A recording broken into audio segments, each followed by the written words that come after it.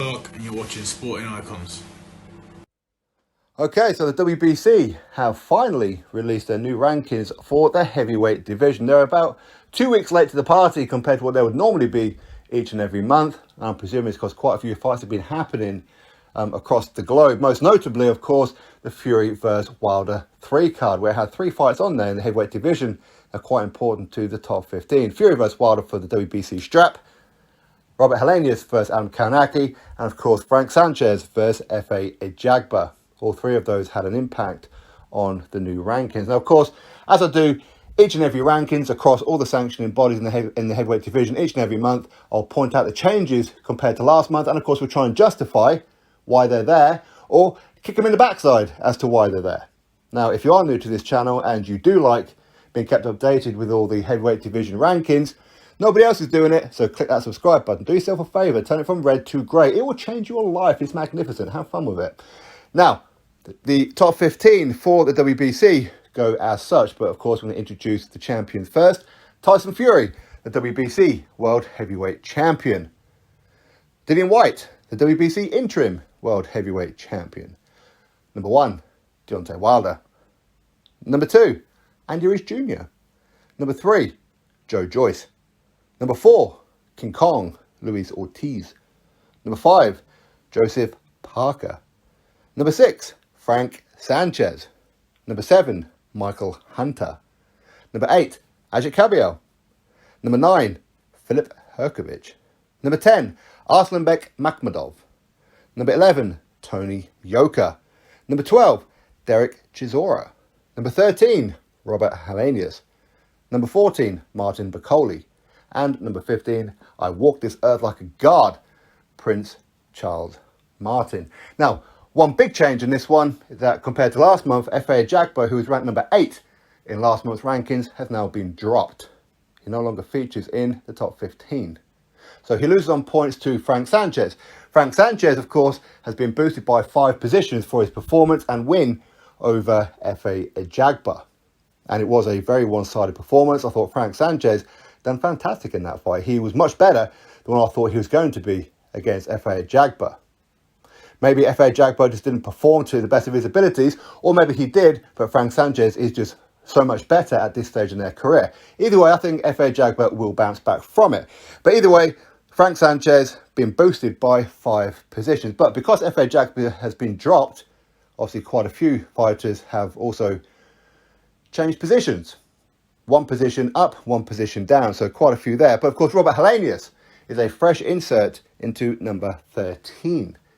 Robert Helenius, of course, who wasn't supposed to win the first fight with Adam Kownacki. That wasn't part of the script. And of course, with the rematch, wasn't supposed to win that one either. But he did, quite dominantly. Robert Helenius is showing that he ain't that journeyman. In fact, he's very, very good. Because we all know Adam Kownacki is pretty good himself. We've seen him in some pretty decent fights before with Charles Martin and quite a few other ones. So the Robert Helenius performance was actually pretty good.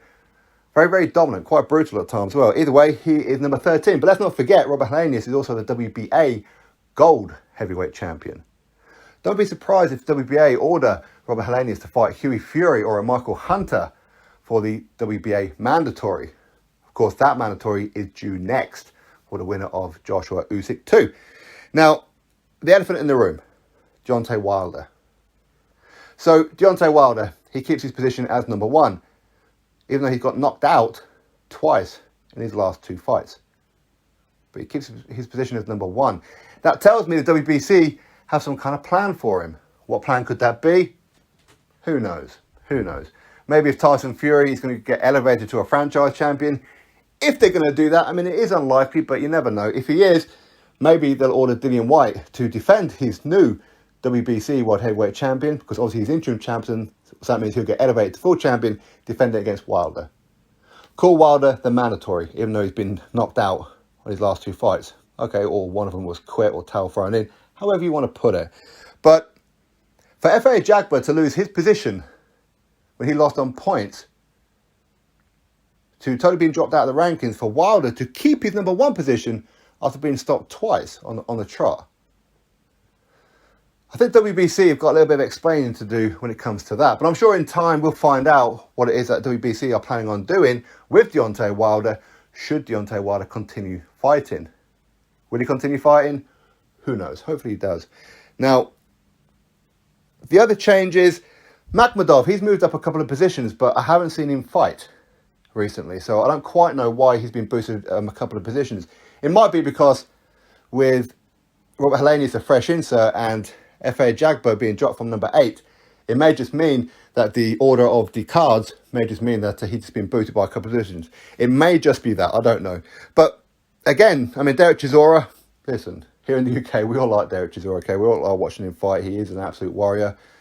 But he does lose each and every time he steps up. But of course, he does have that rematch coming up with Joseph Parker. So maybe if he beats Joseph Parker, that may justify him being in the top 15 as of right now.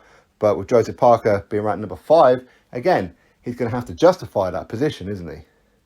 I think that rematch with Chisora and Parker is much needed. I know the first fight wasn't a classic, but hopefully the second one will be, eh? Hopefully. Michael Hunter, number 7.